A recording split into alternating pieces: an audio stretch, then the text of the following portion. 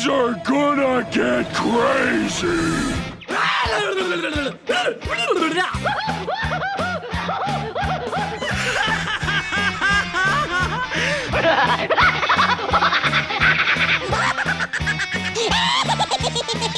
Most everyone's mad here.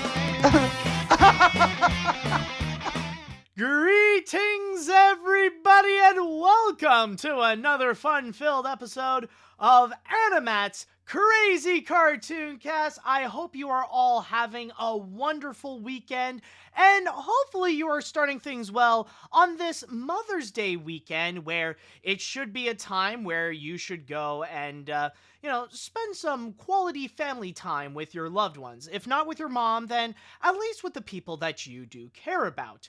But then again, since you are choosing to go and watch my crazy little podcast, well, I guess we could all be one crazy little family here.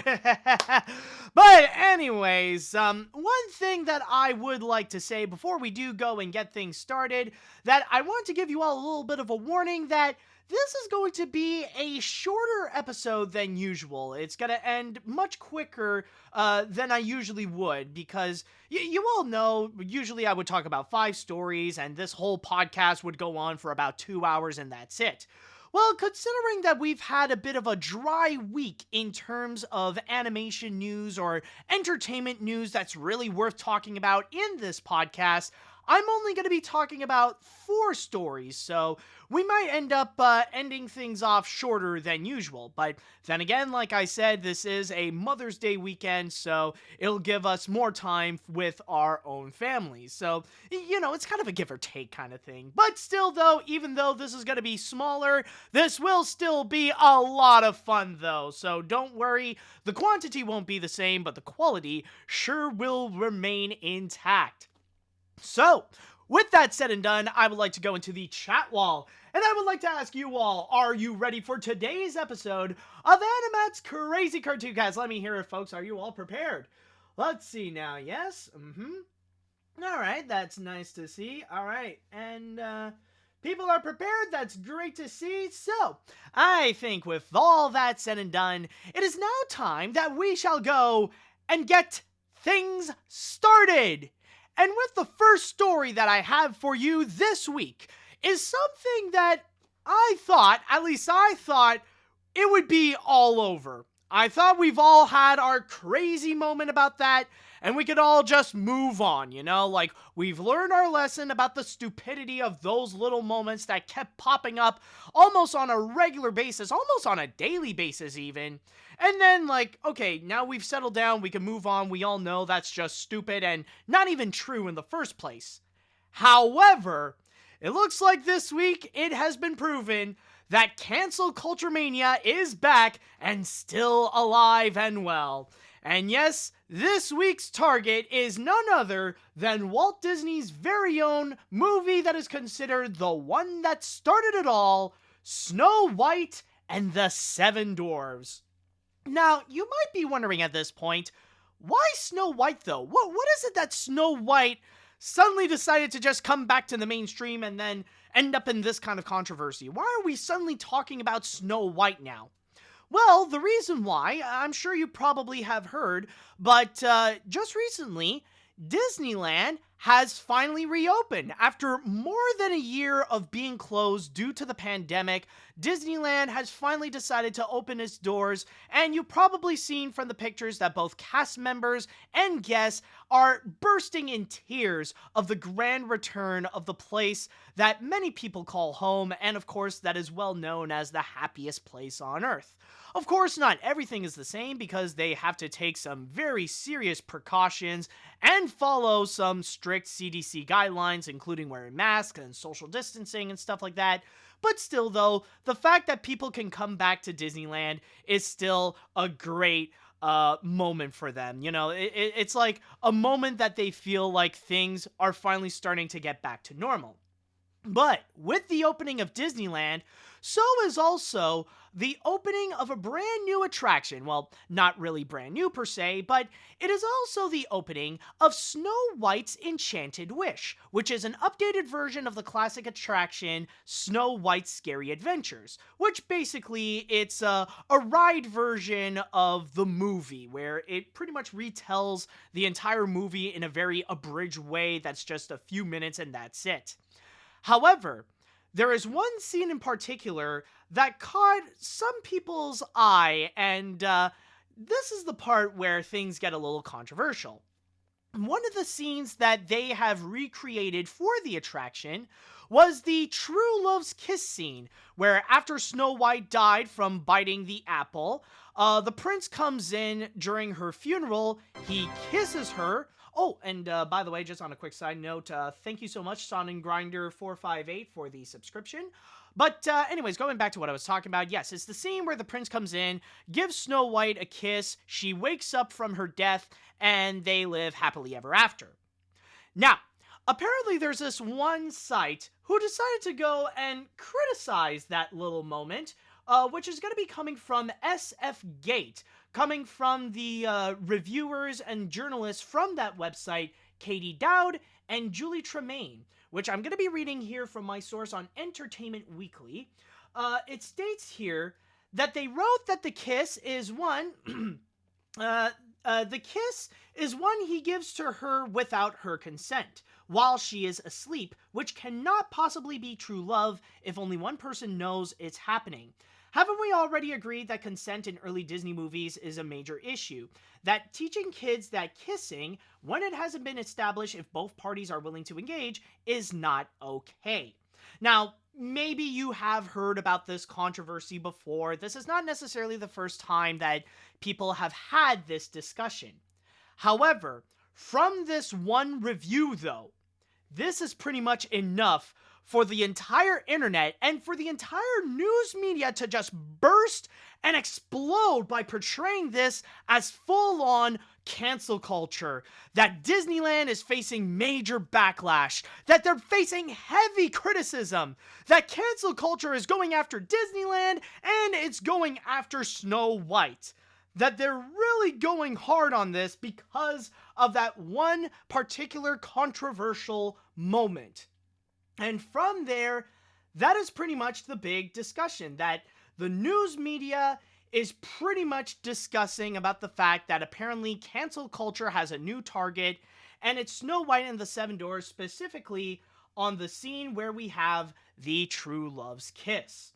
Now, before I would go and get into this, I would like to go and have a bit of my little piece of commentary about that little criticism. Now, this is something that has been heavily criticized, and I actually do very much agree that, of course, in order to have, like, true love and stuff like that, you got to have 100% consent. That if you're really going to go and pull a move like kissing someone, then you got to make sure that both parties are in agreement of doing so, that they're cool with it, and that, yes, consent is very much important, especially when it comes to relationships and when it comes to love. However, in the case of Snow White, in the case of that particular scene that we are talking about, I think at that point we could have a bit of an exception here. Because, number one, we are discussing about a fairy tale, and there are certain rules that are beyond our world, that there are elements in there that are not the same as they are in something like Snow White. And the big thing with Snow White is that she kind of needs that kiss anyways, because technically she is dead. She is incapable of giving her consent or giving anything for that matter because of the fact that she bit the poison apple and she was under a spell that makes her temporarily dead. And the only way to break it is with True Love's Kiss. In fact, I would only say that if there is one serious issue with that scene in particular, it's not regarding the factor of consent, it's regarding the prince himself. Does anyone find it weird that the prince is just going around the forest just kissing random dead people? That he just sees Snow White lying there dead, like in her coffin and everything, and like everybody is sad around her. It was obviously a funeral scene, and the dude is just looking at her going, I'm gonna make out with that corpse. You know, it's like, am I the only one that's a little bit concerned about that? That's the only weird issue right there. I know some people could argue that technically there are some behind the scenes that explain that he is aware of the curse and stuff like that. But yes, that's that's a deleted scene though. You know, that's something that was planned for the movie but didn't happen in the final film. What we end up with is just some weirdo kissing dead bodies, and it just so happens that he kissed Snow White and it worked. Like, magic is gone.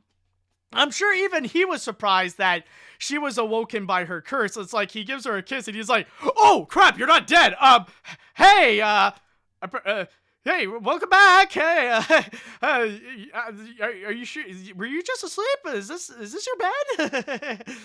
You know what I mean, though. It's just a weird thing. But yeah, like in this case here, I think we could make an exception because the thing is, Snow White is dead. I mean, without that kiss, she would pretty much be buried, technically alive, because she's not really dead, but she is cursed with some kind of like death spell. And I would also go, like, for that matter, I would like to also go and add on to Sleeping Beauty, where that is kind of the same case as well. Aurora may not have been dead by her curse, but she was in a coma. Like, yeah, she wasn't just asleep. She was, like, in a full-on coma. And to give Prince Philip some credit, he did get an idea about what to do. Like, he's not just kissing her because, you know? It ain't because he's horny on main. It's because he is aware about what the curse is and that he needs to kiss her in order to break that curse in the first place.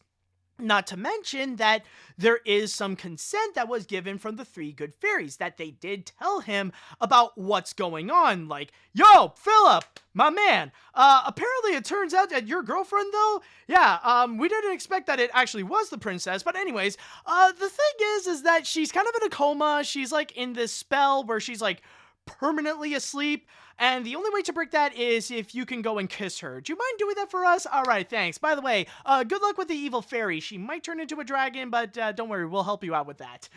So, yeah, overall, I will say that while I do agree that consent is very much important in a relationship, in the case of fairy tales, there are certain rules that, like, they can bend because, well, they're pretty much in a trance. They're pretty much cursed because, well, they wouldn't be alive without that kind of kiss. So I understand the complexity of the issue, but there are certain rules within the fairy tale world that, like, it kind of makes sense. Like, you know, it kind of makes it okay because otherwise they would pretty much be dead. Now, with that out of the way, though, that's just my little piece of commentary regarding that controversy right over there. Now, let's actually get into the reason why this entire thing is getting backlash. Not just Snow White's Enchanted Wish, but Snow White in general getting controversy because of this particular kiss right here. And the whole situation where, like, it's all cancel culture, that everyone is freaking out about it, and it's causing, like, mass hysteria, and people are pretty much divided on the issue. Now, one thing that I would like to go and clarify, and this is something that I will be repeating across this story right here, there is no such thing as people trying to cancel Snow White. There's no one out there that's really going out of their way to try to cancel Snow White because of this controversial true love's kiss thing. And the reason why I say this is for two reasons.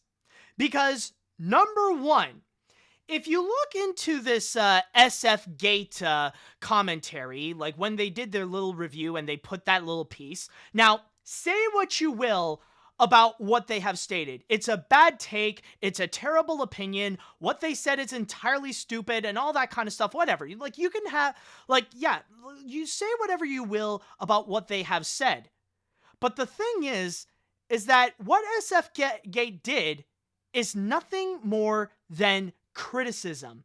They're not deliberately trying to go and cancel Snow White. In fact, in their review, there's nothing where they stated that they want to cancel Snow White for that particular kiss scene. The thing is that they're just expressing their opinion and nothing else. The biggest crime that SF Gate has committed is that they were exercising their freedom of speech and nothing more. We can have bad takes, we can have bad opinions, we can have good opinions, but at the end of the day, an opinion is an opinion is an opinion and nothing else. It's not like they're really going after Disney. They're not portraying them as some evil corporation because of that one little piece right there. All they're doing is just expressing their opinion and nothing else. And there is a major difference between giving criticism and cancel culture. And that's one thing that it feels like the line between the two, people feel like it's entirely blurred out, and they can't really differentiate the two, where they think that giving criticism is a form of cancel culture or something like that. And reason number 2 why this is not cancel culture at all, and why there is no such thing as people trying to cancel Snow White, is that if you look at every other article that discusses about the Snow White controversy, you'll find that every single one will point to that SF Gate review. Like, it just so happens that I use this Entertainment Weekly article that talks about the Snow White controversy, and they use the SF Gate article. But I actually have plenty of other examples that can prove that to you. Here's another one. The Orlando Sentinel, with their article that Disneyland criticized for Snow White scene showing kiss without consent. Like, with that one, what do they use as their source? SF Gate. They mentioned that a review of the new ride Snow White's Enchanted Wish that appeared on the website sfgate.com in San Francisco praised the updated technology and scene from Walt Disney's first full-length animated film turned to life, but also highlighted the problem with the original film's kissing scene, a kiss that is given without Snow White's consent. So there is already that right there. So, yeah, this is another one from SF Gate. But wait, there's another one that I have.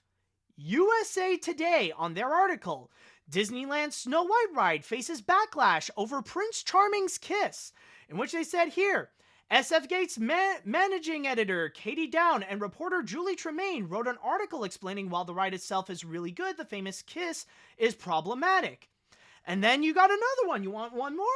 The New York Post, with their article of Disneyland's Snow White ride attacked for kiss without her consent, where they mention SF Gate reviewers Katie Down and Julie Tremaine attack the ride for including the kiss he gives to her without her consent while she's asleep, which cannot possibly be true love if only one person knows it's happening.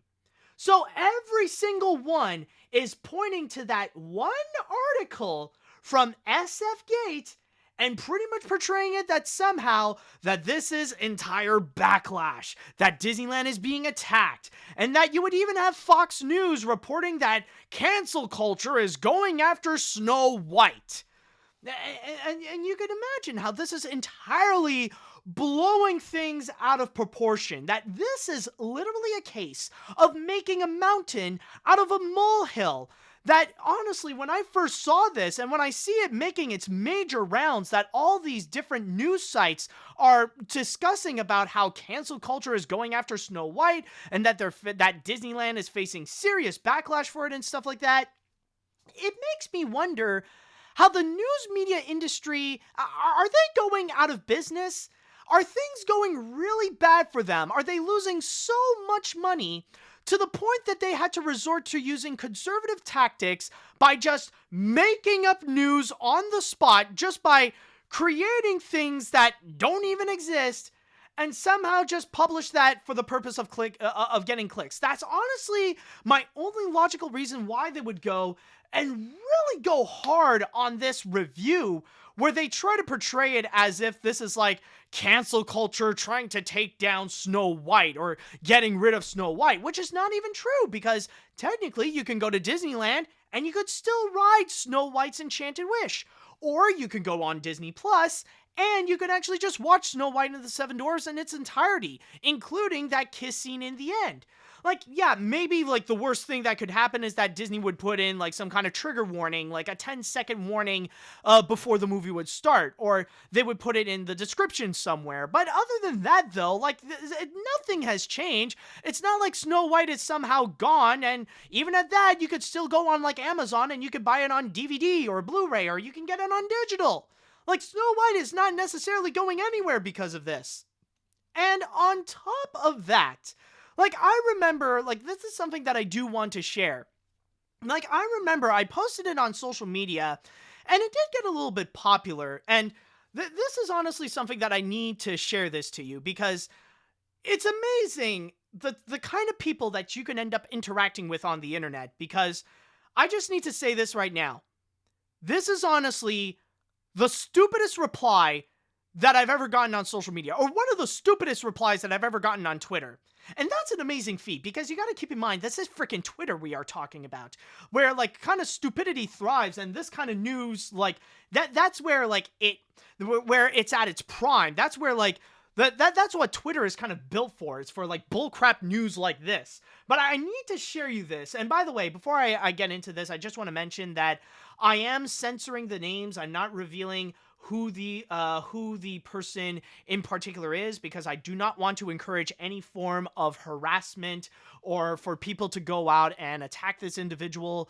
I want to keep people as anonymous as possible. I only want to comment on the comment itself, and I don't want to go and attack the I don't want to encourage, like, some kind of hate campaign to go after this person for making a stupid comment. So I just want to make that disclaimer and put that clarification. But anyways, back to what I was talking about. So yes, this is my Twitter post that I've made, where I wrote down, the real question is, who is canceling Snow White? I've honestly seen no one complain or getting angry over this. How bad is the media business that they're resorting to invent pointless controversies for the sake of clicks?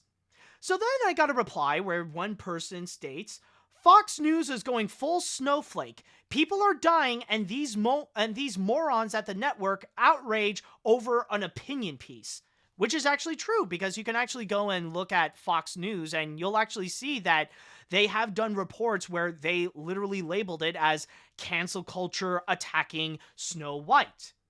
And then you got the person in red, to which they responded with, no, the snowflakes are the people complaining about the ride, and Snow White is getting a kiss from Prince Charming. And then I decided to go and intervene on this discussion, and I decided I want to go and give the person the benefit of the doubt, and I want to make them think a little bit. So I asked them this. But again, the question I'm asking is, who is complaining about this? Have you actually seen people or even someone online going quote-unquote snowflake about this? Now, brace yourself, because the next comment, it's a sight to behold. The person responded to me with, I haven't seen anybody, but apparently there is, because they're saying so. I mean, people complain about a lot of other rides and have things change. And on top of that, the person also sent me a link of the Entertainment Weekly website, which, by the way, I shared it on my main post in the first place. This is a real reply that I've actually gotten from someone. And, like, some people might think that maybe they're just trolling or they cannot be that stupid, but honestly, I'm kind of convinced, because in the in the little bio, in the description of that person, they actually wrote down that they are a proud American and a libertarian conservative. Like, you'd have to be as dumb as a libertarian conservative if you truly do believe this thing. The person is literally telling me that they believe this is true because they read it on the internet, despite the fact that they don't have any evidence, that they themselves have not seen the actual proof that there are snowflakes trying to cancel Snow White. They believe so because they read it on the internet. Like, that's amazing. I'm honestly astonished by the levels of stupidity that, yes, there are people out there who truly believe in everything they read on the internet. Like, this is pretty much the equivalent of, instead of listening to instead of listening to medical experts, to scientists, to health experts, to the World Health Organization, to all those groups of people who have been trained for situations like the pandemic to tell you to follow the guidelines like wearing masks, to practice social distancing and everything like that, that instead of listening to those people, you decided to listen to Mr. Enter.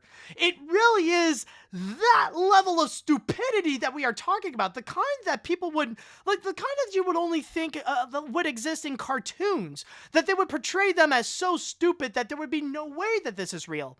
And yet, here it is, live in person on my Twitter feed.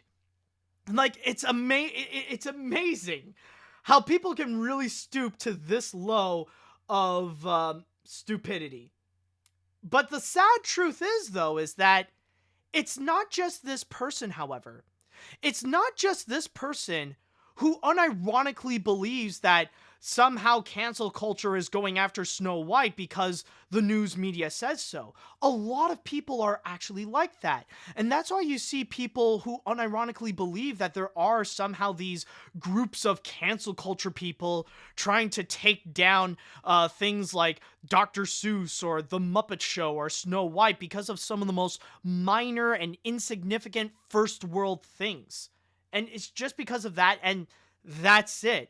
Nothing else. Despite the fact that there is no evidence, there is no truth to actually seeing people going around. And the thing is that this is the kind of thing that you can actually do research yourself. Like, you go on Facebook, you go on Twitter, you go on whatever social media site, you write down Snow White, and you see the people that would react to this news. Like, you try, like, go right now on Twitter or something. Like, write down Snow White and see if you can find anyone that actually wants to cancel Snow White. Maybe you will have a handful of those people that probably have that same mentality as SFGate, and, like, they might have a bit of a problem with the kissing without consent scene, but they're not trying to go and cancel Snow White. It doesn't exist. It's not real, people. It's the same situation like the recent cancel culture paranoia moments that we've had before. It's the same thing with The Muppet Show. It's the same thing with Mr. Potato Head. It's the same thing with Dr. Seuss. And it's the same thing with Pepe Le Pew.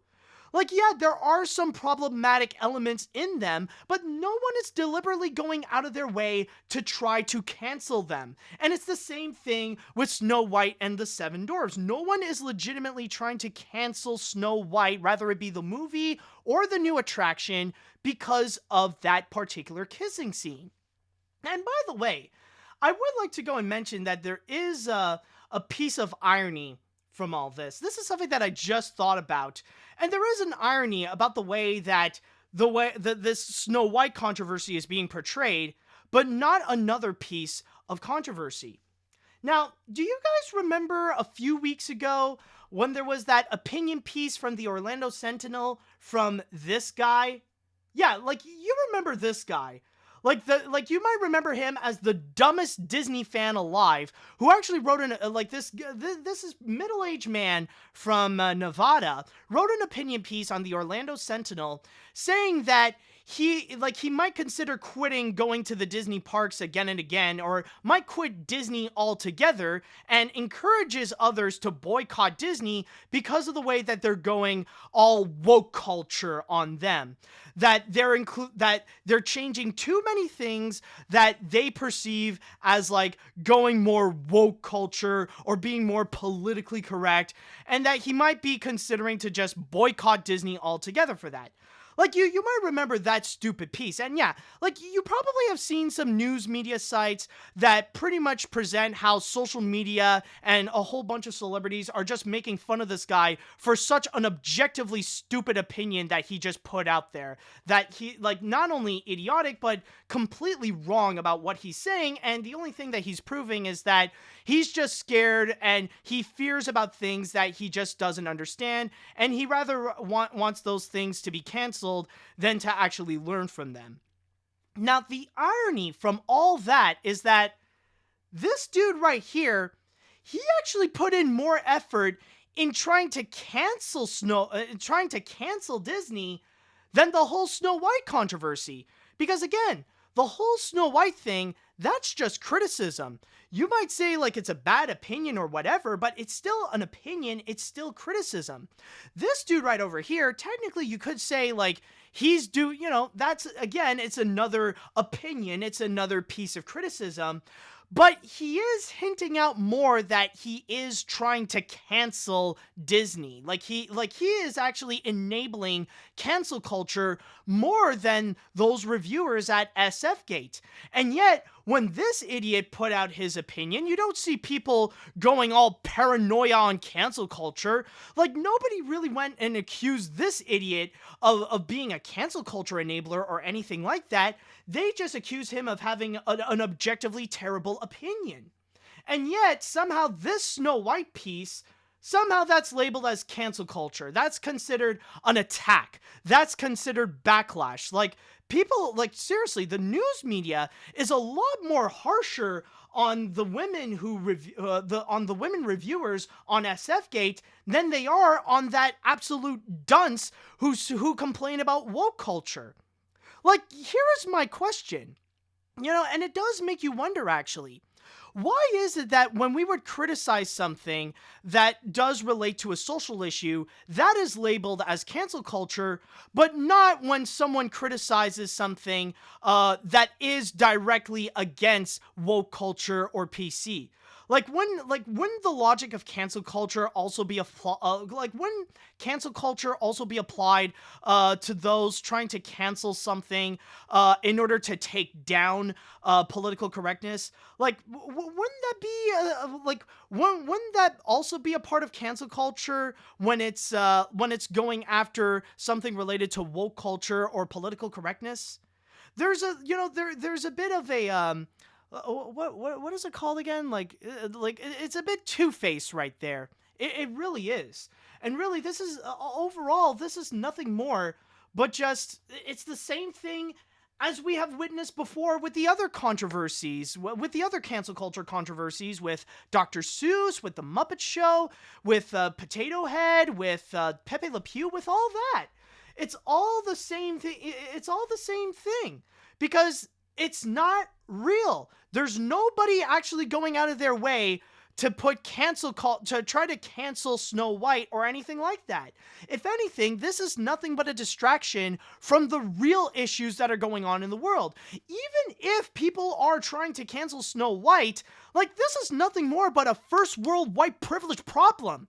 There are much bigger issues in this world. Keep in mind, we're getting more and more vaccines and we're at the tail end of it, but we are still in a pandemic. And there are still plenty of other places in the world that they're not out of the woods yet. So that's still a major issue that we do need to be concerned about. And there's also plenty of other factors, like the white supremacy that is corrupting the police system.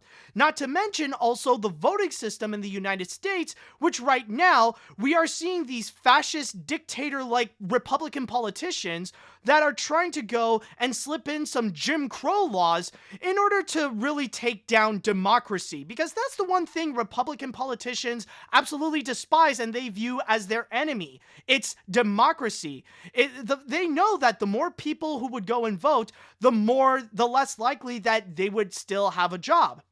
Which is exactly what happened this week, in which we have one of the most anti-American governors in the United States, Ron DeSantis, where he actually signed one of those Jim Crow laws into effect to make sure that less people, and especially less black people, would go and vote. And those are the real problems that we need to focus on, not freaking cancel culture about Snow White or Dr. Seuss or anything like that. Seriously, if that is your main concern, if this really is your main concern, you know what that is called? That's a behavioral disorder. That's people who require heavy medication that are the ones that are seriously concerned about things like cancel culture people taking away your things like Dr. Seuss books or your Snow White movie or stuff like that. It's ridiculous. The big thing that I want to take away from all this is that there is no such thing as cancel culture people going after Snow White. Even the most socialist-loving liberal is not trying to cancel Snow White. And there is a major difference between criticism and cancel culture. And they are two completely different things. And because one person is criticizing something that is related to a social issue and not criticizing at the social issue directly, that doesn't make it cancel culture. So really, now I know the term. There really is this double standard that the media is really putting out there and how they're trying to handle cancel culture, and they're just taking advantage of stupid people. And that's why nowadays we still have so many people who, like, not just the libertarian conservative who replied to me with that stupid comment, but plenty of other people who would watch Fox News, that they would blindly believe what they hear and think that's enough information that they know, that they need to know. That they listen to Charles Manson-minded psychopaths like Tucker Carlson or Sean Hannity and believe whatever delusional conspiracy theories that they would say, rather it be against following pandemic guidelines or about the 2020 elections and how there's voter fraud, despite the fact that it doesn't exist, and that you would have to be completely delusional in believing in that because there is no evidence of it. So overall, it's ridiculous that people are still going after this whole cancel culture situation. Like seriously, man. Like there are much more important things in this world than than stuff like this. It's ridiculous that, even after what we went through with that whole cycle of like cancel culture with Dr. Seuss and Pepe Le Pew and stuff like that, that it's still happening, and that people on social media are still really stupid in believing in the kind of people that just doesn't exist.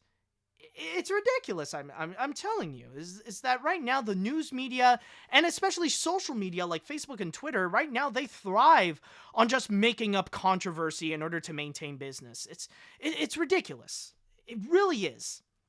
All right, so I think I just pretty much put out my entire piece on that, and I would like to go onto the chat wall, and I would like to ask you all, how do you feel about this controversy right here?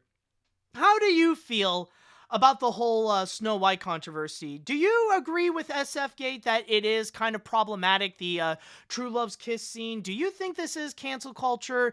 Do you think this is just made up garbage? Let me know what you think.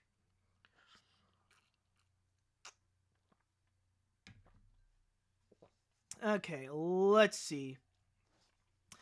Yet another case of people trying to use a cancel culture hot topic to distract from real world issues. I don't really keep up with these cancel culture stories, not only because they're minor in the grand scheme of things, but also because they're just fads people will forget about eventually.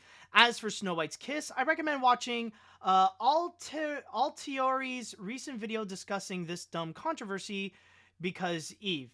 Oh, okay, I guess the comment just stopped there. All right.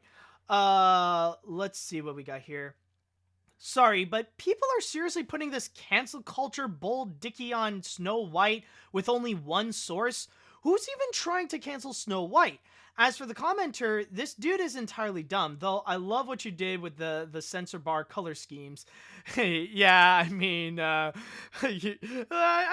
guess you could say. It was a little bit of a coincidence, but yeah, it all works out. But anyways, what do conservatives think is going to happen? The ride being changed with a food truck running over Prince Charming before he kisses Snow White, and the driver calling out, "Have fun in prison!" I mean, all of this is entirely just dumb.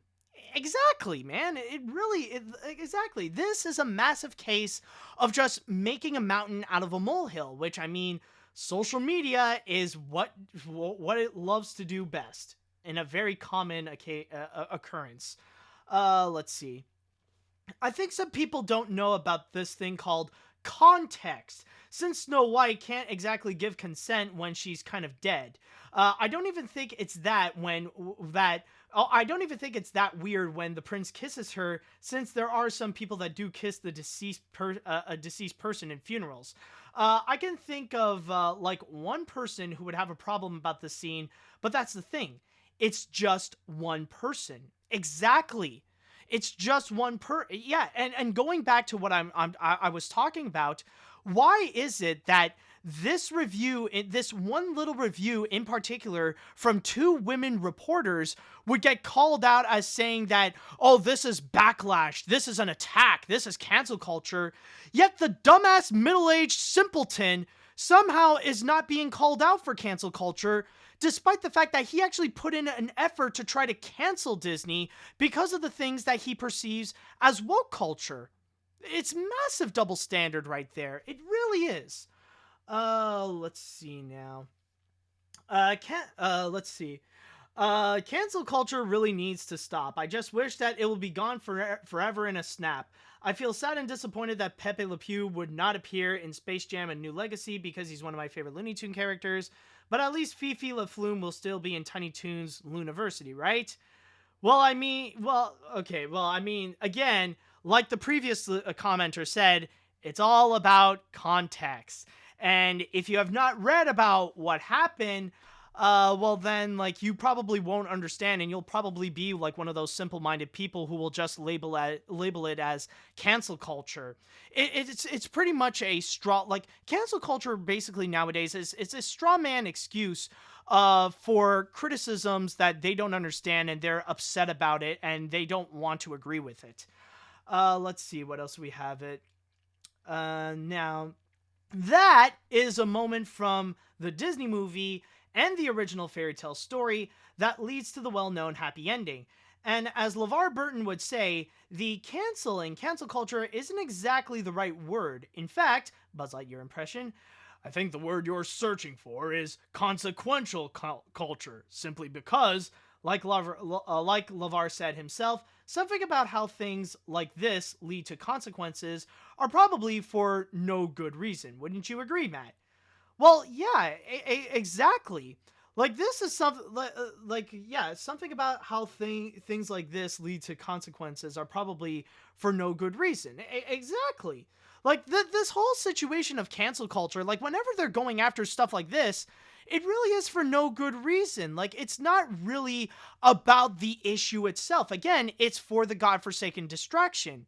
Like, a cancel culture that should be put to good use is to cancel Matt Gaetz because it was discovered that he likes to go and make out and, like, hit home, like, go all the way with minors and probably a few other conservative politicians as well. And yet, nobody wants to do anything about him. They still want to enable him. They still want him to keep his job and everything like that, despite the fact that he's the kind of person that QAnon would definitely go after and, like, want them out of the country and stuff like that.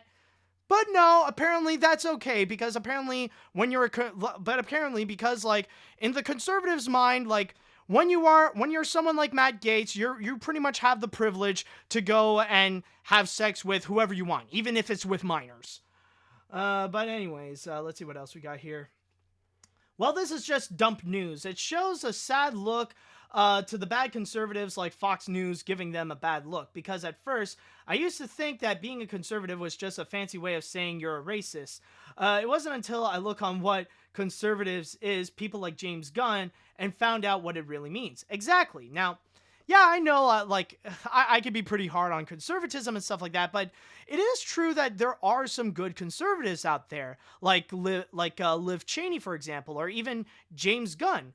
Because not all of them are pretty much mind-bent on supporting Donald Trump. There are those that are grounded in reality. Or another example, Mitt Romney. Like, there are those that are not delusional, that they don't have this mental illness that is called nationalism, that they would go and blindly support some Hitler-like dictator and and they wish to act like Nazis without facing the consequences of Nazis. There are some good conservatives, and I do believe that there are good conservatives. It's just the only good ones are the ones that are not in support of Donald Trump. The good conservatives are the ones that are not afraid to say that Donald Trump is Hitler and all his supporters are Nazis.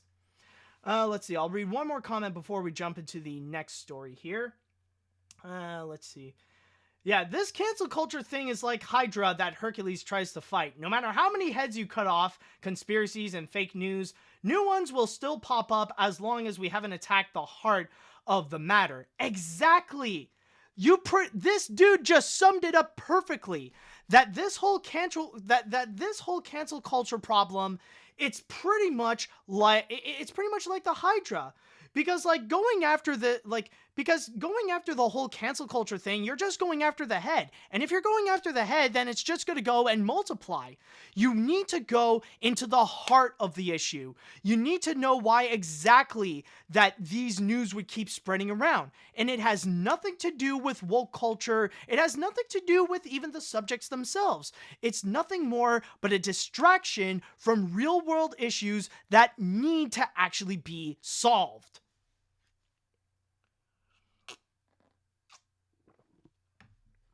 Oh boy, I spilled a little bit. Okay, I'll clean that up later.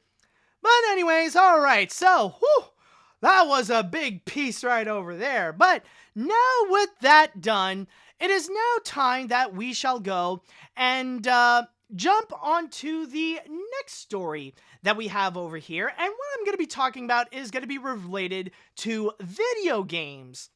And recently, video games have really made a massive comeback to the mainstream, especially when there are some new major games that already came out.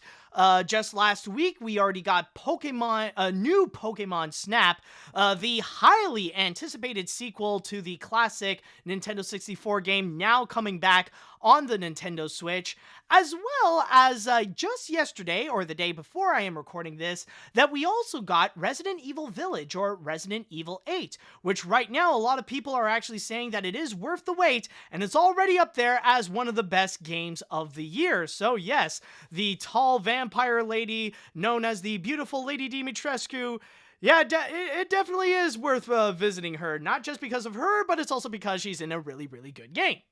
But it's not necessarily going to be that I will be talking about, not necessarily about the games themselves, but rather, what I will be getting into is actually going to be about Nintendo and their strategy of what they're going to go, of where they are going to go beyond video games.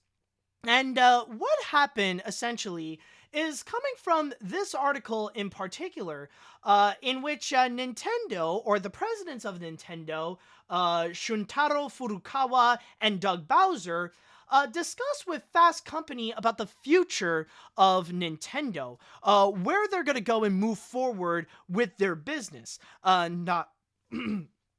Excuse me, just need to clear my throat a little bit. Alright, anyways, back to what I was talking about. Yes, this is a pretty big article that they have made from Fast Company called "As Nintendo's Entertainment Kingdom Expands, It's Still About the Games." And it is a very fascinating article. If you got the time, I highly recommend that you would go and check this out.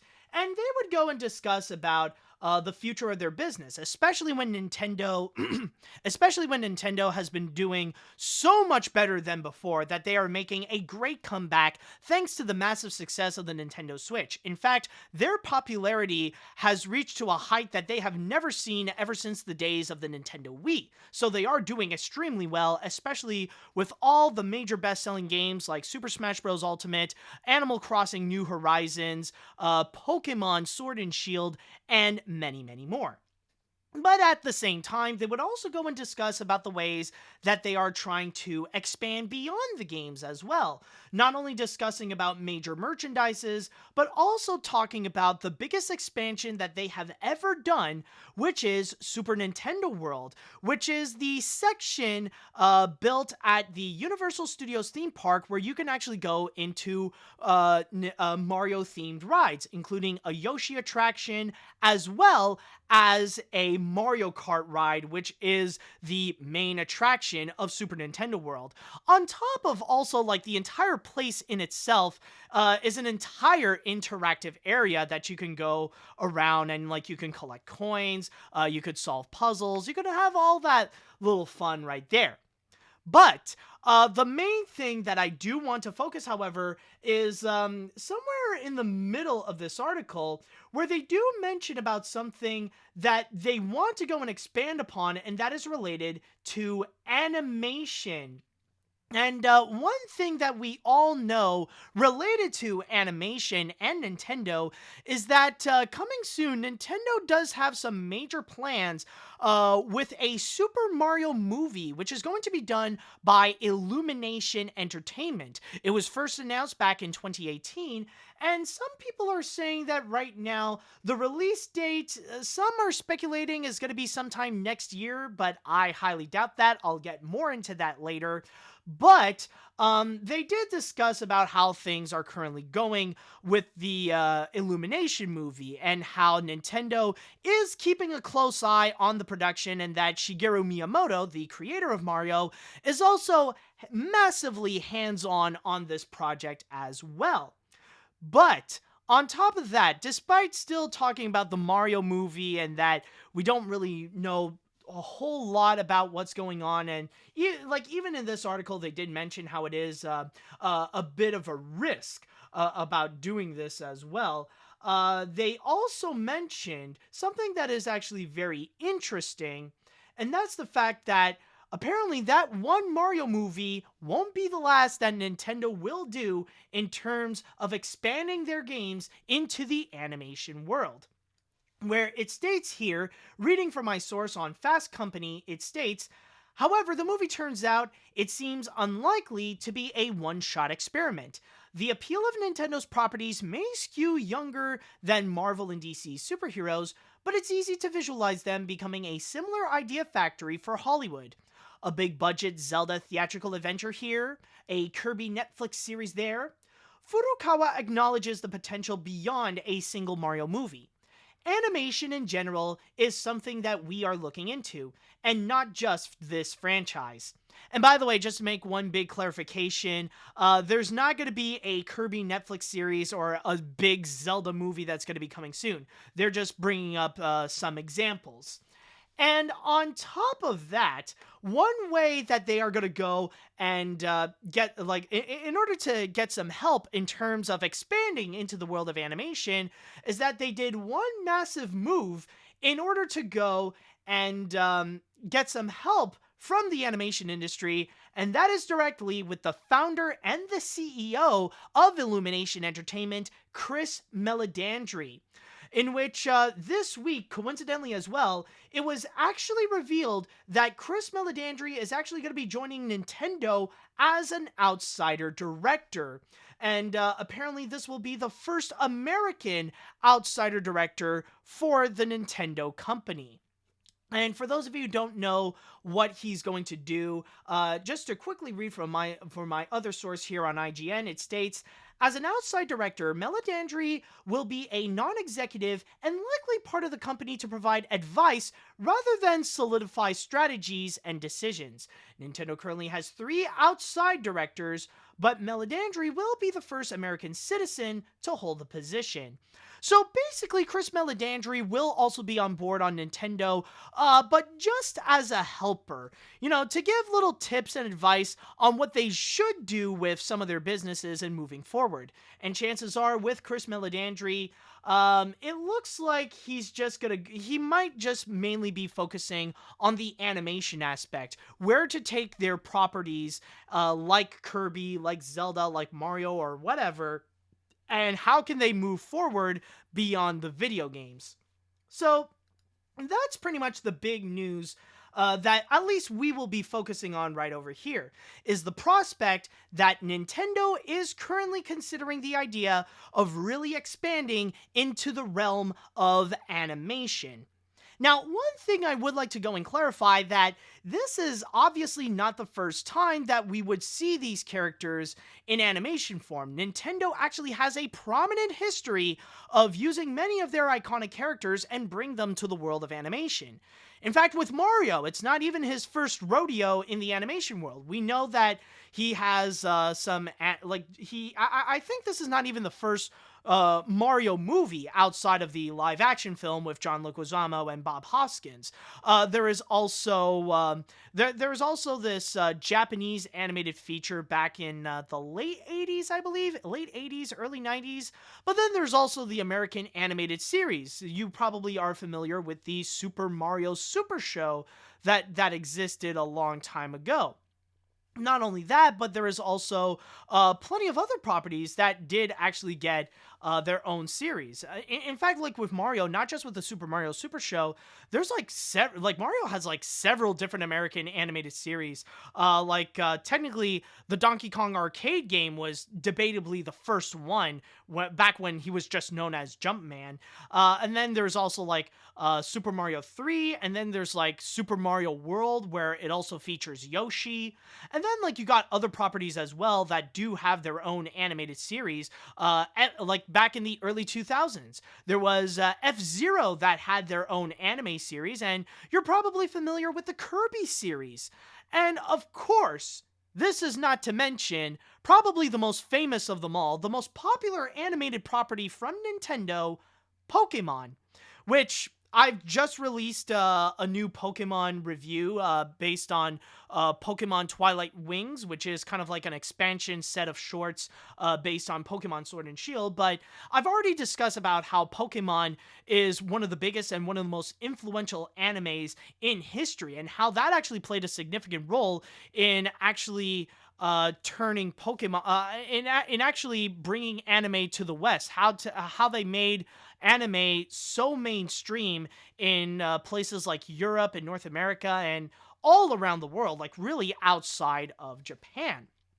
And this is pretty much to clarify that, yeah, like Nintendo does have a prominent history, but now that we are in a new age, in a new age of our culture, of our society, and especially in the new age of video games and the internet, for Nintendo to go back into animation, that's going to be an entirely different story. And it looks like they might be promising that they're going to be a lot more hands-on in terms of developing these projects, not just letting not just letting these companies just blindly do whatever they want. They don't want to have like another Super Mario Super Show or another Super Mario Brothers movie with John Leguizamo and Bob Hoskins.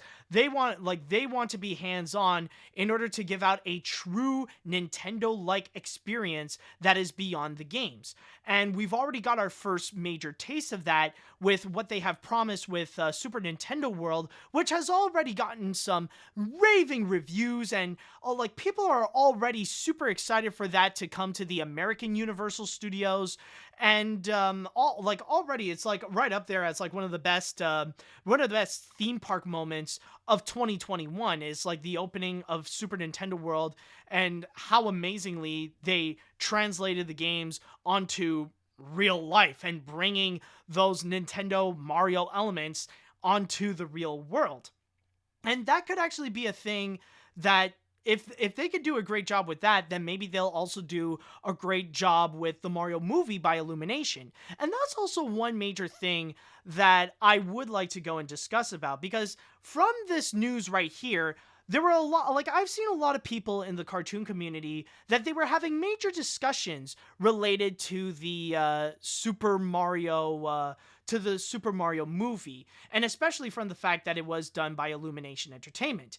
As you probably are aware, Illumination does not necessarily have the best reputation amongst the community, mainly because of the fact that they do accuse their films of playing it safe. Now, I don't think anyone would go as far and say that stuff like Minions or Secret Life of Pets or Sing are considered the worst animated features ever. They're not in the levels of something like the Emoji Movie or Norman of the North.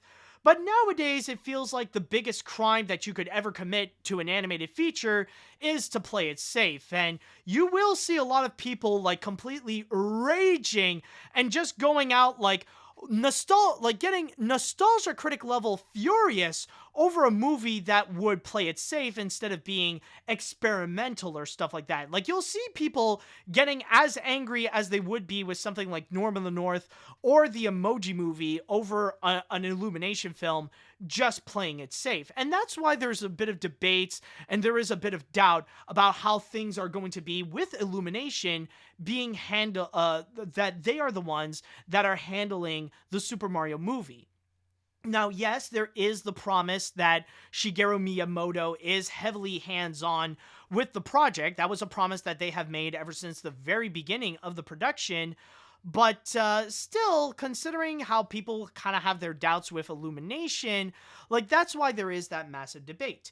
And I think it is safe to say that despite it being from Illumination, it is still their most anticipated movie that they have ever done. Like, it's a godforsaken Super Mario movie, after all. But one thing that I will say, though, is just, yeah, maybe people will have their doubts, and they could be right about them. Who knows?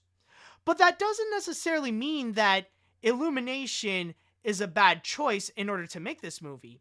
There is still a really good chance that they could find a way to amaze audiences with this feature film and make something that is unlike anything that they have seen from the studio. Something that could stand out compared to like the Despicable Me films or their Dr. Seuss movies or The Secret Life of Pets or anything like that. They could have the capability of actually doing so.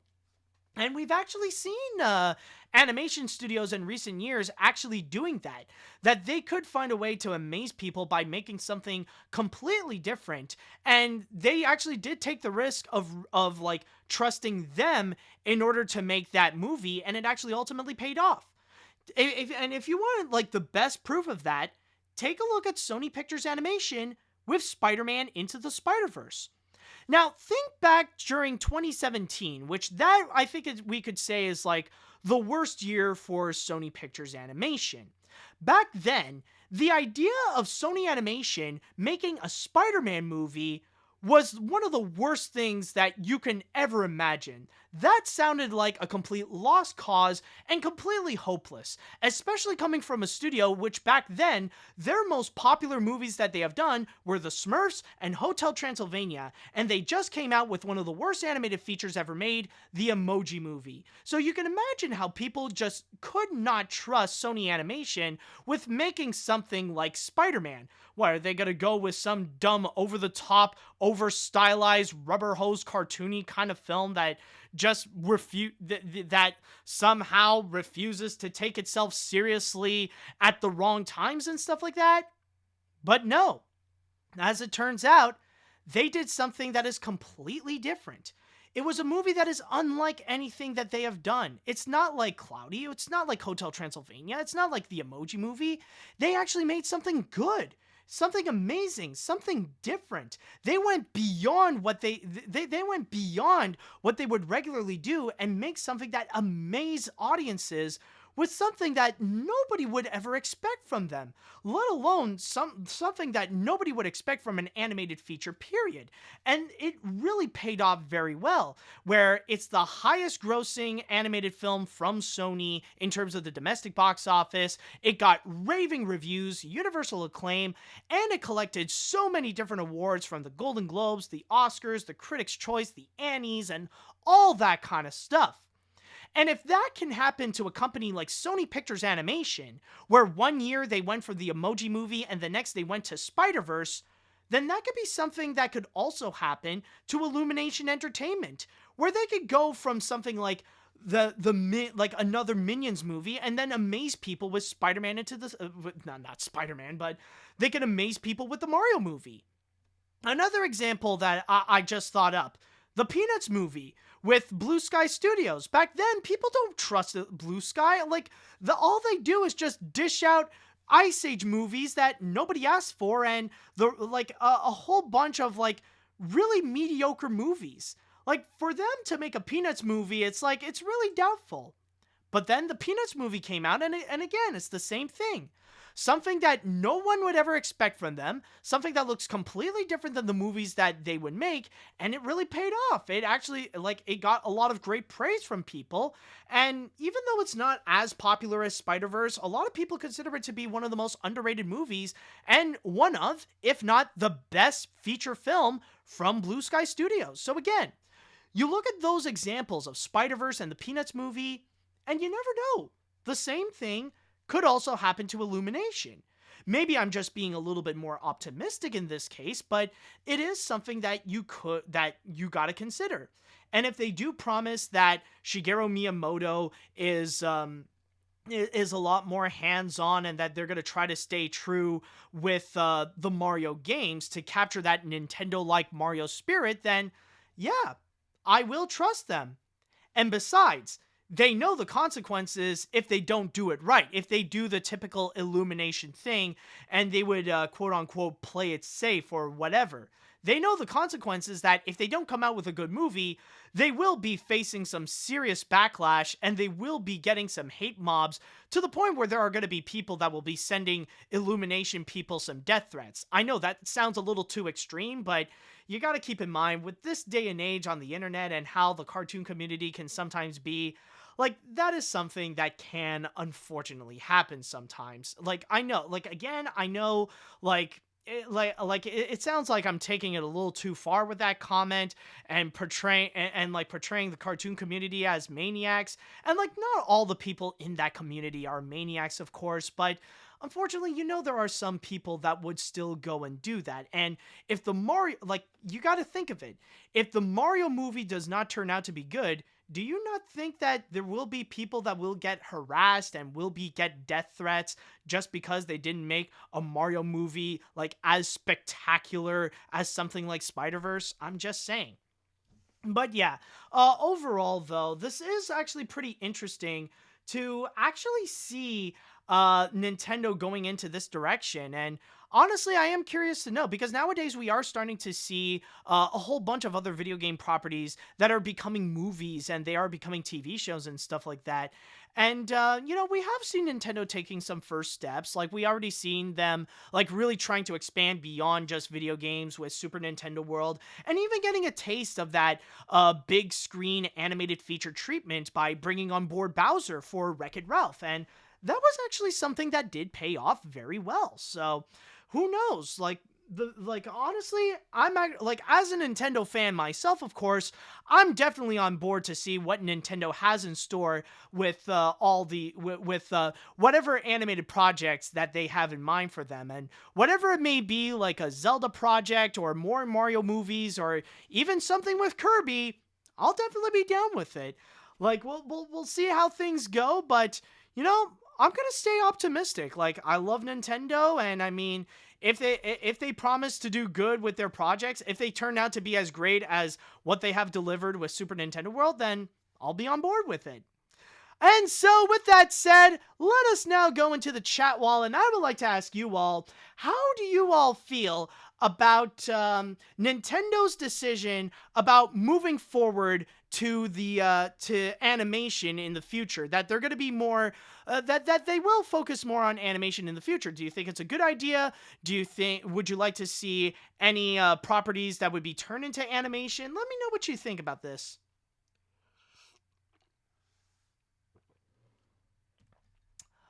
Let's see now. What do we have? All right, there we go. I'm very interested to see what this will go. Nintendo always has been able to make some amazing games, and I am hoping the games can translate well over TV shows and movies. Also, if we are going to get a Nintendo Cinematic Universe, and it could potentially lead up to a Super Smash Bros. Movie, I'm pretty sure. Like, if they are heading towards that direction, I can totally see that maybe they'll try to find a way to actually go and make some kind of Super Smash movie. I mean, like, it'll be difficult to try to get the rights to Pokemon from Warner Brothers and move that towards Universal for that, but honestly, that's something that's always been considered a dream movie for many people, especially for gamers. So I'm sure eventually down the line, maybe it won't happen for another 10 or 20 years, but I can imagine, like, if Nintendo is really serious about this animation direction, then maybe we could see a Smash Bros. Movie in the future. Let's see. As a major Nintendo fan, you could probably guess that I'm excited for this, especially the Mario movie, which I'm really hoping is Illumination's magnum opus. Even outside of the Mario projects, I'm pretty curious to see what other games they'll adapt into animation. Heck, I'm even willing a Miitopia TV show starring Dave Franco and Daveed Diggs. Oh yeah, like they'll like just hire, maybe Daveed Diggs would actually do well as Matt. Like, yeah, he'll have to go bald, but like I can actually see the comparison there. Anyways, but you know what would be a crazy idea? An animated Kirby movie with the visual style of the Trolls movies. Oh my god, that is true. they could really benefit from that. And I mean, like, yeah. Oh, no, wait. That could be possible. I was just thinking, it's like, well, technically, like, Illumination is from Universal, and they're the ones doing the Mario movie, but DreamWorks is also under Universal. So they could legitimately do a Kirby movie. Oh, that would actually work out very well. Oh, that would be nice, though. That would be extremely nice. Let's see now. What else we got here? I'm pretty surprised to what Nintendo is doing beyond outside of video games. If Nintendo does release a Kirby series on Netflix, then I'll be down for one, but I'm not sure about the Zelda movie. I know they are just examples, but if they became real, I would be hyped about that. And if they reboot Donkey Kong Country, then they should make it 2D animated instead of 3D. I actually do understand that Nintendo is doing here. Come and get it, Elizabeth! Sorry, I had to because I'm excited. Oh my god, that's another example that I almost forgot. The Donkey Kong computer animated series. I remember I used to watch that as a kid. I mean, it's so stupid right now, but even nowadays, I still remember Banana Slammer! Oh my god, that really brings me back. It's dumb, but oh, that would be great if they do another like Donkey Kong series. Like, we need one time where DK just says Banana Slammer. Like, even if he doesn't talk, that would be like the only thing he would say. Please. Let's see what else we have here. Let's see now. The possibility of getting brand new animated movies and shows that are based on Nintendo games has me really excited. If Pokemon Detective Pikachu has shown us anything, the franchises can be handled well by other people outside of Nintendo. I would love to see an epic Legend of Zelda movie or another Kirby or Earthbound cartoon. This news reminds me of a pitch reel for a Legend of Zelda movie that was made by the company that did make the 2007 TMNT movie. Ah, yes, I remember that was a thing once. You know, I remember back then I was questioning if it was real or not. But then again, I'm sure there were plenty of different times where people tried to make like some kind of like major Pokemon movie or a Legend of Zelda movie or a Metroid movie or stuff like that, but it just never fell through. But then again, it looks like Nintendo is definitely more open to bringing these movies to life. And you did actually bring up a very good point about Pokemon Detective Pikachu, and that was actually a pretty solid film in itself.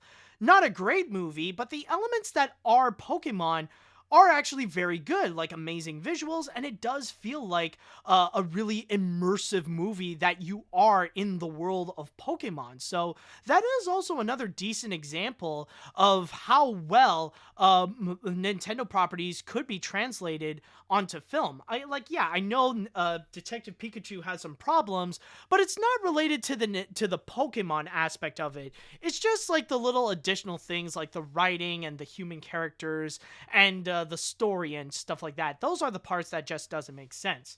All right, I'll read one more comment before we jump into the next story here. Let's see, who else do we have? Honestly, if I can garner enough money for a very big surprise for my mom, we might go to Japan somewhere in 2025.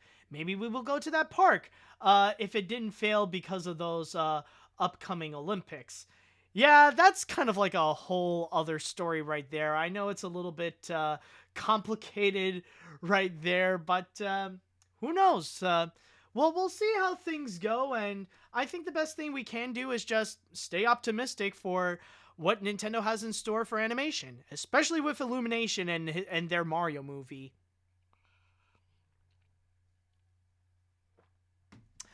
Alright, so the next story that I have here is going to be a little trailer. And for this trailer right over here, this is actually related to an upcoming series that a lot of people are actually pretty much anticipated for. It's funny because usually TV reboots often get a lot of flack, especially when it comes to animated TV reboots. But this one in particular, a lot of people actually seem to be pretty optimistic about. And so with that said, let us go ahead and check out a quick 1-minute trailer for the upcoming reboot of our favorite carpet rodents, the Rugrats. Hold on a sec. There we go. Now you can see it. Nothing can keep us apart.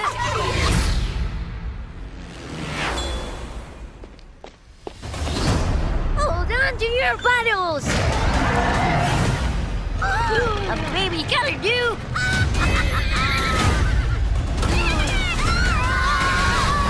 What a baby's gotta do. Whose idea was it to invent babies? Come on, guys. You dog baby! I had a feeling it would end like this. I wish someone would have told me before we started playing this dog monster game that there was a dog monster in it. It's the magical cave of fun stuff. Open egg face! That's not even close.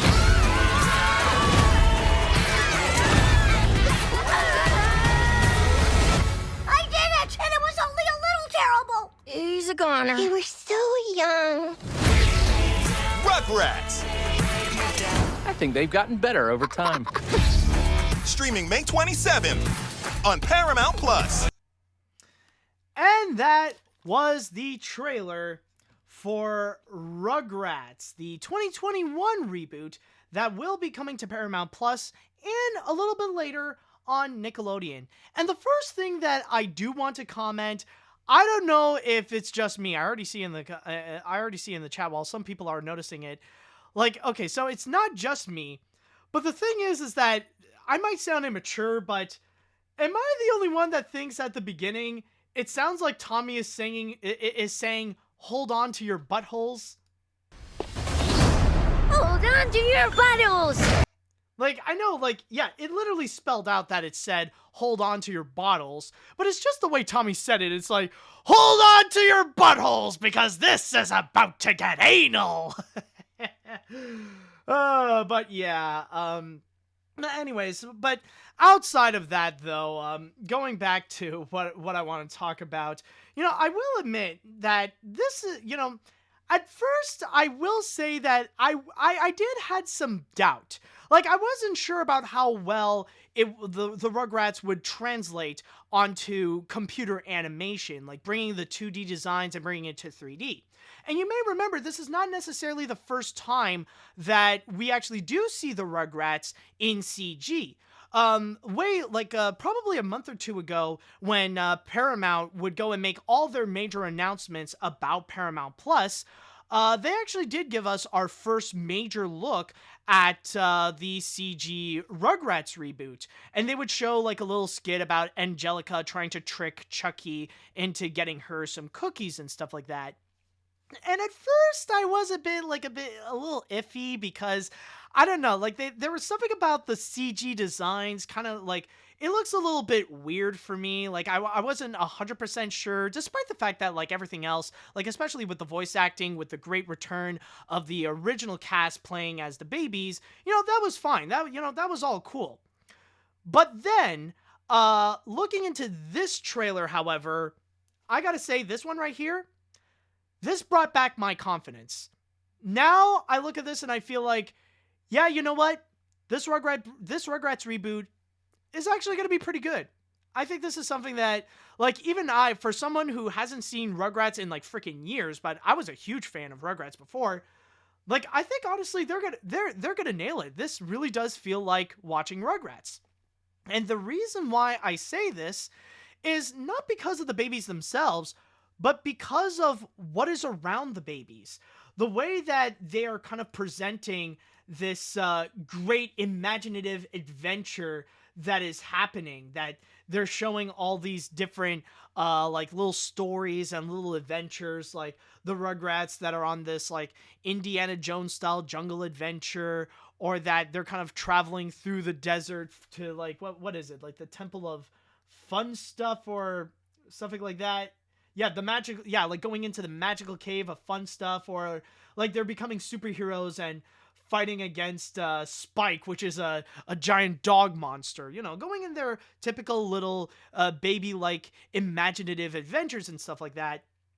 But for me, I feel like with the CG, it actually works a lot, like debatably, it works better for that story format of the Rugrats, because I feel like the 3D backgrounds and adding in textures and lighting and all those additional effects, it feels like it adds more to the immersiveness of the baby's adventures. Because the point of the Rugrats is that you want to be on board with the adventures that Tommy, Chucky, Phil and Lil, Angelica, and now with the inclusion of Susie, that with their adventures, you want to get into, you want to get into them as much as they are into their own little imaginative world. And I feel like with the little CG environment, I feel like that actually works out very well. And even the look of it is actually great, that they are taking advantage of the CG aspect while staying true to the style of the original Rugrats. That, like, the look of it, it's still the same. Like, you see it's Angelica as Angelica, like Phil and Lil as Phil and Lil. Like, these are the same characters as before. Like, these are the same ones that we all remember, especially like with Chucky as well. Like, these are all the same characters that we remember, that we all know and love.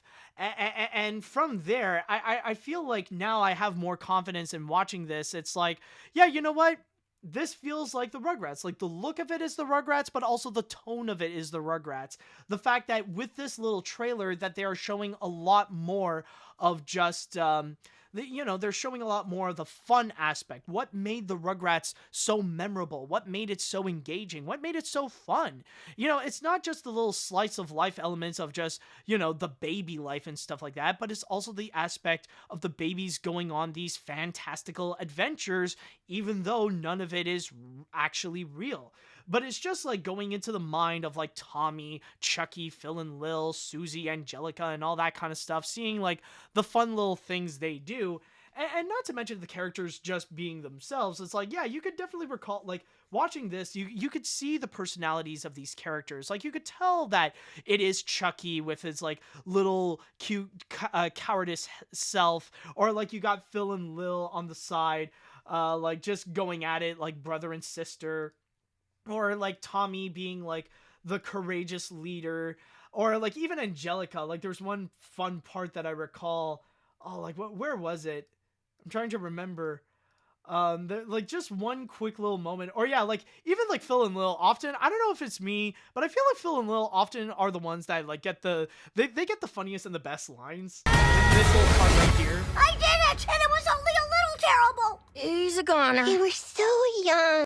Yeah, like that little part right over there. That was actually really cute. But there's one part, I don't know where it is, but it's like we see Angelica, like, she's riding a pony, and like kind of this, yeah, there it is. Like, Angelica is this like evil jester, like on this mount of gold, and she's like riding this fat little pony. Like, this is great. It, like, overall, I see this, and now I feel like this is indeed the Rugrats. This is actually the Rugrats that I remember watching when I was a kid. And I think, this trailer, more than anything, has given me confidence that maybe Nickelodeon will actually do very well with this series. So, yeah, this looks like it might be pretty, like, I'm sure for animation fans, it would be, like, this show would actually be worth it to go and get Paramount Plus. I mean, we'll have to wait a little later to see, like, when the reviews come out and if Paramount Plus would actually be worth it in the first place. But so far with this, it actually looks very promising. I have to give credit where credit is due. I'm honestly very impressed with what they have shown so far with this trailer. And I mean, yeah, it's about 1 minute and 15 seconds long, but still well done. And if you are, if you are excited to go and check out the upcoming Rugrats reboot, just remember that it is going to be coming to Paramount Plus later this month on May 27th. And a little bit later on, somewhere, I believe either in the summer or fall, it will be appearing on television on Nickelodeon. And with that said, it is now time I shall pass this on to the chat wall, and I would like to ask you all, how do you feel about this Rugrats reboot? Are you guys excited for it? Are you a little more iffy on this? Let me know what you think on that.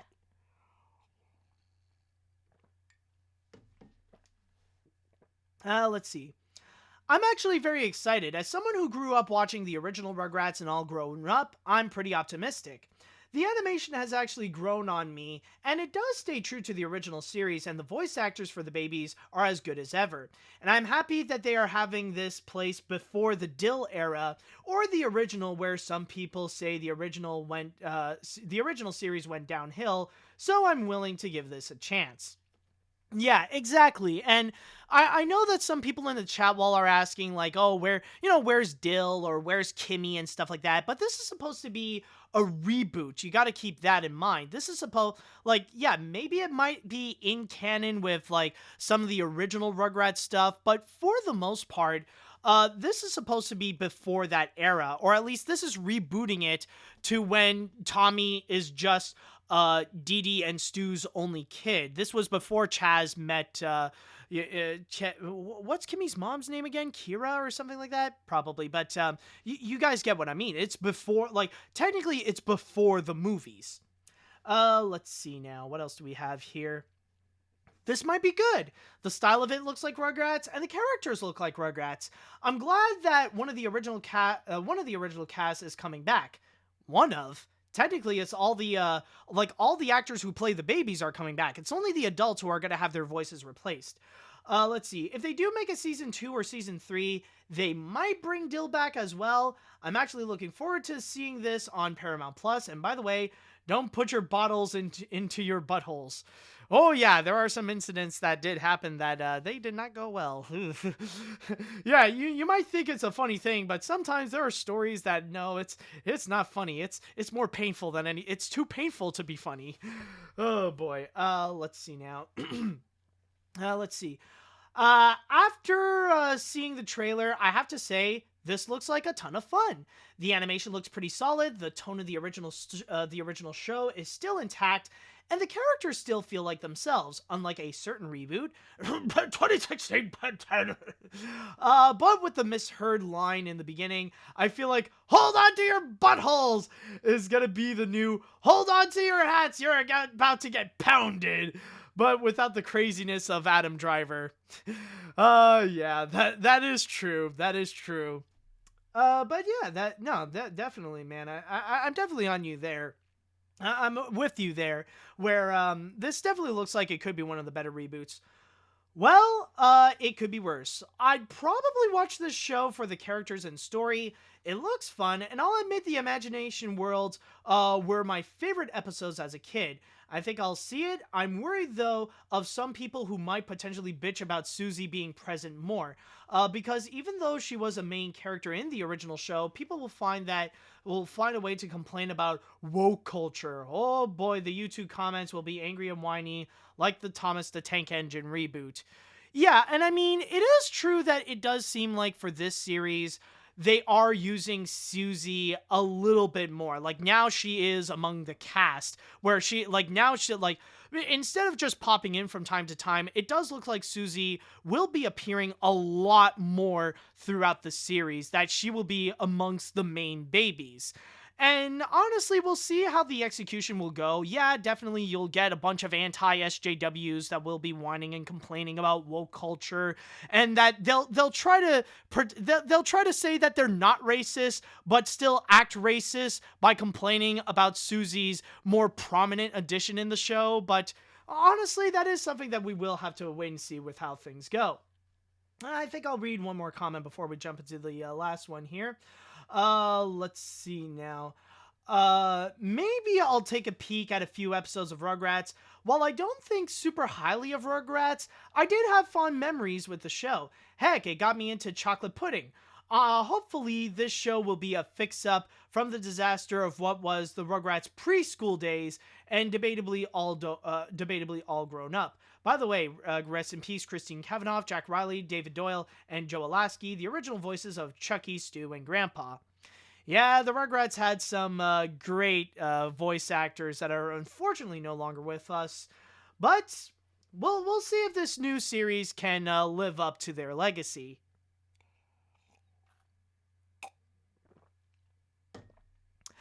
And now it is time that we shall get into the grand finale. Like I told you, we only got 4 stories so far. It was a dry week, but we're making the most out of this. And with this one, I would like to point to you to look up your calendars, because we are actually halfway to Halloween. I know for some that doesn't mean that much, but Disney decided that they wanted to go and make a bit of a celebration out of it. A mini celebration, but an opportunity to go and make announcements of what's going to be to come. Some of the things that they have presented are going to be fun little events that they are going to do at the Disney parks during Halloween time and during the end of summer as well. They've also revealed new merchandises. They also gave like a special 1-minute look of Cruella, showing like a bunch of like new posters of the different characters that are in there. And also, I don't know, like maybe like it like I completely forgot about this or something, but I was also pretty surprised to find that Anita is also going to be in Cruella, but she's going to be played by a black girl literally named Kirby. But not dissing her, like she'll probably do a good job, but we'll see how the movie will go. But also one thing I will say with that trailer in particular, it finally features something that we have been waiting for a long time. And it finally did happen. That trailer did actually present an epic trailer version of the Cruella de Vil song. It was bound to happen, and they finally did it. But anyways, other than that, though, they showed a whole bunch of different presentations, and they did also do like this little interactive thing on YouTube hosted by Uncle Deadly, where you can actually go and have like a self-guided YouTube tour into some of the more mysterious Disney rides like the Haunted Mansion or Phantom Manor or Mystic Manor and stuff like that. So there is that fun little thing that Disney did in order to make a tiny little celebration of halfway to Halloween. However, though, the biggest thing that they have announced, and the one that a lot of people are paying attention to, is something that they were not expecting, something that they didn't know they needed, but already it feels like a dream come true for them. A crossover that they did not expect would actually happen, but did finally occur. But apparently, right now, it looks like we are getting what Pepe the Prawn said it best: Muppet Haunted Mansion! No? There's supposed to be lightning going down. Is it not happening? Hold on, I'll do it again. Muppet Haunted Mansion! Yeah, screw it. Maybe he did it better. No, but yes, seriously though, Disney officially made the announcement of Muppets Haunted Mansion. And you might be wondering, what is this? What is Muppets Haunted Mansion? What is this? What is this all about? Well, apparently, this is actually the Muppets' first ever Halloween special, or the first ever legitimate Halloween special. After many years of doing Christmas specials, it's about time they finally do one of Halloween. And yes, it actually has to do with the beloved and classic Disney attraction, the Haunted Mansion. And it states here, we don't really have a whole lot of information. So far, we only have the fact that this was just announced. And it says here, reading from my source on Variety, it states here that apparently the special will be taking place on Halloween night, where Gonzo is challenged to spend one very dark evening in the most grinning place on Earth, the Haunted Mansion. And not only are they promising Gonzo within the mansion, but they are also promising that apparently in that special, there will be a whole bunch of other Muppets that will be there as well, including Fozzie Bear, the Swedish Chef, Sam the Eagle, and of course Statler and Waldorf, as well as a bunch of celebrity cameos and all new music. And this is going to be something that will be happening this fall. And that's all we know about it, but apparently that seems to be the big thing. The Muppets are going to be in the Haunted Mansion as a Halloween special for Disney+. And like I said, this is something that not many people expected would happen, and nobody thought this could be a thing, but now it is a thing, and for many people, this is an absolute dream come true, because technically, this is not just a Muppet Halloween special, but they're finally actually getting a Haunted Mansion TV special. And I know that this is something that they've tried to do for so long. In fact, I remember a while back that they wanted to, I think it was for the 45th anniversary of the ride, that they wanted to do an animated special with designs by Grim Grizzly. But that ultimately never happened. They were planning out the ideas, but nothing really came out of it. Like, it ultimately died out and it got canceled.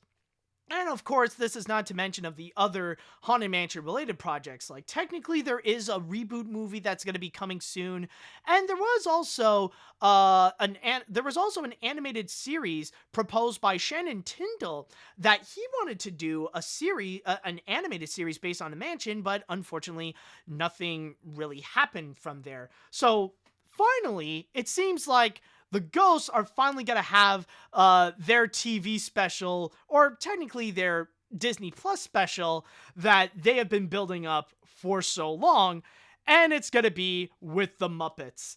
And I can already tell, like, and yeah, I know I'm repeating this a lot, but this is a dream come true for many people. Because the thing is that within the Disney fan base, if there are two things that have the biggest cult following that are not related to any of their movies whatsoever, it's the Muppets and the Haunted Mansion. These two things have massive fan bases. And with the case of many of them, if they're a fan of the mansion, they're a fan of the Muppets. And if they're a fan of the Muppets, they're also a fan of the mansion as well. So by combining these two things together, of course the hype is definitely going to be real as well. And of course you can imagine how, like, these two things, even though they seem massively different, they can actually blend well. Like, they can blend very well. And even I can actually see that, where, like, the crazy shenanigans of, like, the Muppets led by Gonzo can actually work out very well with whatever crazy shenanigans can actually happen within the mansion, especially with the different types of rooms, like with the stretching room, or with the dining room, or with the graveyard scene, or, like, with whatever crazy ways that they can, like, really get on Madame Leota's nerves or something like that. And from there, the thing is, though, is that one thing I will comment is that I feel like with this is that this is a perfect formula. It really is. Mixing the Muppets with the mansion, put the two together, you're set. You don't have to really do anything else. But that's the catch, though, is that this is a Disney Plus special, and they will try to do a little bit more than just that.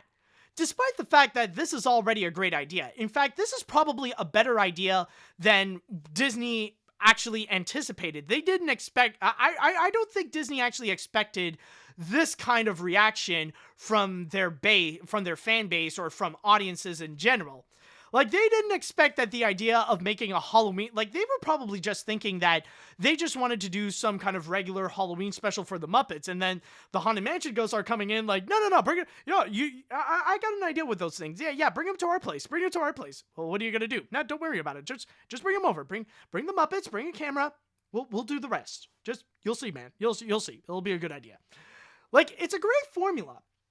But what I am worried about is the things that they are going to add that might spoil that formula. Because it's not just the Muppets and they're going to be in the mansion. But on top of that, they also mentioned that there is going to be celebrity cameos and that there's going to be musical numbers as well. And that's the part where it does concern me. Because at that point, that's where I feel like I'm getting a little bit of flashbacks from the 2000s Muppets. And I think many Muppet fans can agree that, like, among the periods of the Muppets, one of the worst ones, or the worst, is during the 2000s. Like, immediately after Disney bought it, or like a little bit before, like, after Muppets from Space, and, like, during the 2000 period. Like, after Muppets from Space, or starting with Muppets from Space, all the way up to the YouTube videos, like the Bohemian Rhapsody Muppets and stuff like that. Those were the worst moments of the Muppets.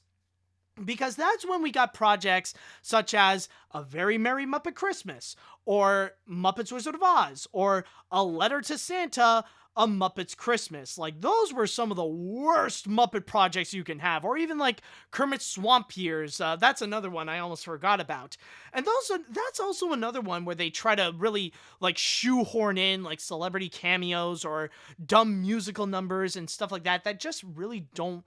It just really doesn't work out. Or even add in, like, a convoluted plot that feels a little bit more unpleasant than it actually is enjoyable. And that's the part where it kind of does worry me, is that they would try to shoehorn in, like, these elements for the sake of making this Muppet Haunted Mansion special. And that's also another aspect that has me concerned. It's like, okay, you're gonna have celebrity cameos, but technically, all the cameos you need are in the mansion. It's like, you don't really, like, yeah, I get it. It is a tradition with the Muppets to have celebrity cameos, but I mean, like, you don't really need, like, to have, like, major celebrities to come in. Like, you don't need, like, Rebel Wilson or Seth Rogen or RuPaul or any of those people to come in and make an appearance or something like that. Like, you already got, like, the Hitchhiking Ghost. You got the Black Widow Bride. You got the Hatbox Ghost. You got Madame Leota. You got all those characters that you can actually use as cameos. And I can imagine how things can really, like, drop the ball on that. Like, somehow you end up with, like, celebrity... Like, the worst thing that they can do, that I can say right now, that could end up going into cringy territories, is if you get those celebrity cameos as those mansion ghosts. Like, that could be something that could fall flat, and suddenly you'll end up in some weird, like, Disney Channel original movie direction. Like, that's something that people don't want to see. And, like... I don't know, it's just, there are some things that I can also imagine that could be doubtful, like, even the songs, like, you know, does it have, like, there are ways that, like, it feels like it doesn't have to be a musical, but, like, they'll try to do so anyways, and they'll try to shoehorn those in, and it just feels cringy. Like, again, going back to Letters to Santa, A Muppet's Christmas, like, it didn't have to be a musical, and there's no reason for it to be a musical, and with the exception of I Wish I Were Santa Claus, like, that one was actually really good. The rest of them were cringe. So that's honestly my biggest worry with this entire project, is that, yes, they got a really great formula that can work out so well. In fact, some people could say it's a perfect formula of just putting the Muppets in the Haunted Mansion and you're good to go. That's already what you have there as, like, a great Disney Plus special. But it's also something that is so simple that it's also so easy to just go and mess up. And I'm just worried about the additional elements that they would go in order to screw things over. So, I mean, ultimately, we will have to wait and see. I know a lot of people are very optimistic about this, that they are excited to see this TV special, but ultimately, we will have to wait and see. I mean, it's a great idea. I do agree with that. But what else are they going to do with it? I don't know, because I don't think Disney would just let this special just be that. They don't want to just have it be a Muppets Meet Haunted Mansion special. They might do a little bit more, and that's the part that does concern me. But if you are excited for this special to come out, remember that it's going to be coming out this fall, so ultimately, we'll see how it goes.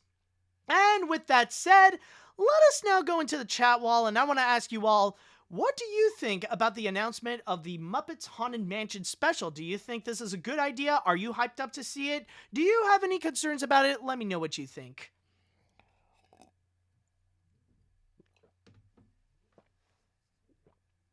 Let's see now. What else do we have here? Let's see. The idea of a Haunted Mansion crossover is nothing new. I did remember seeing the Mansion Ghost appearing in the House of Mouse, the Haunted Mansion song used in the Toy Story 3 game, and there was a collection of stop-motion bumpers on Disney XD with Star vs. the Forces of Evil, DuckTales, and Disney Big Hero 6 interacting with the ghosts.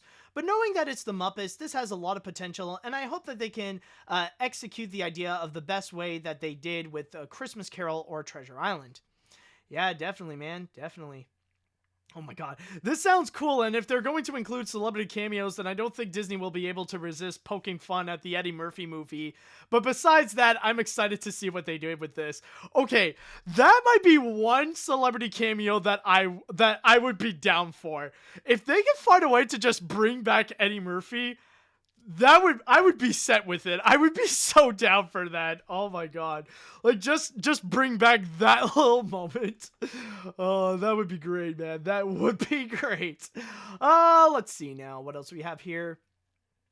This was something I was not expecting, but I'm actually pretty excited for this. There is definitely a lot of potential to combine elements of both the Muppets and the Haunted Mansion. Also, it's good to see Disney is still interested in doing things with the Muppets and are starting to becoming relevant again, whether it be Muppets Now, The Muppet Show on Disney+, or even Kermit the Frog being a contestant on The Masked Singer. Yeah, I mean, it is kind of surprising, but it is nice. Yeah, I think really that whole leadership change that did occur recently, I think it worked out. And I don't mean just the one that's like with like changing Bob Iger to Bob Chapek, but I mean like within the Muppet Studios as well.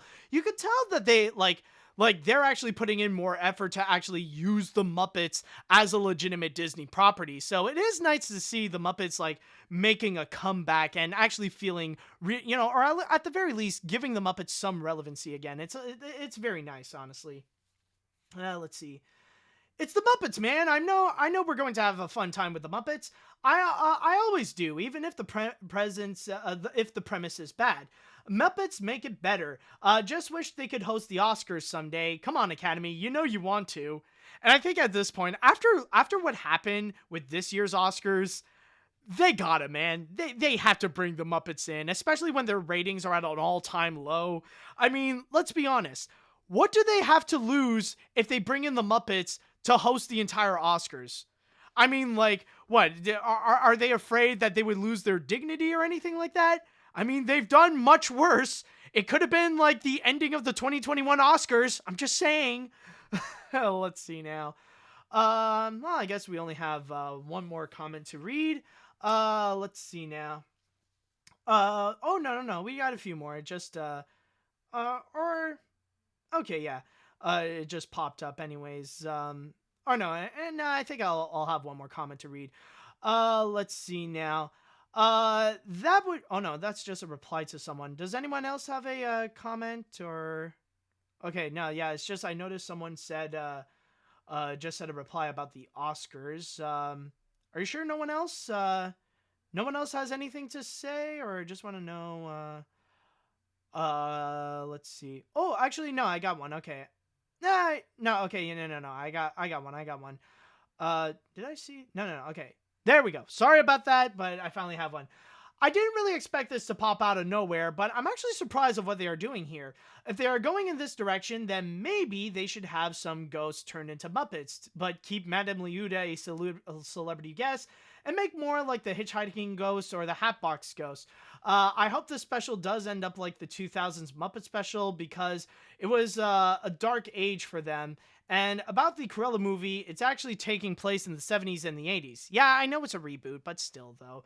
And, that actually is a very good question. Like, I don't know how people would feel about that, but, like, that would be an interesting way. It's like, how would you portray the ghosts? Would some of them be CG? Would some of them be actors? Would some of them be, or would some of them legit be Muppets? Like, actually have a Muppet, like, Hitchhiking Ghost Muppets, or have a Muppet Hitchhiking Ghost, or or a Muppet Hatbox Ghost. Sorry about that. But that actually does bring up an interesting question. I mean, there are many ways they could do so, but ultimately, we will have to wait and see this fall with what the Muppets might have in store. And with that said, that should do it with this episode of AniMat's Crazy Cartoon Cast. Well, look at that. It ended up being a little bit more like a regular episode, but still we ended up having such a great time with this, with such fascinating stories. And with that said, I would like to say thank you all so much for watching. Thank you all so much for listening. And we'll see for next time what other crazy stories will be popping up. I'm sure by next week we'll have a fun time with that. So with all that said and done, thank you all so much for listening. Thank you all so much for watching. And until next time, see you later, dudes.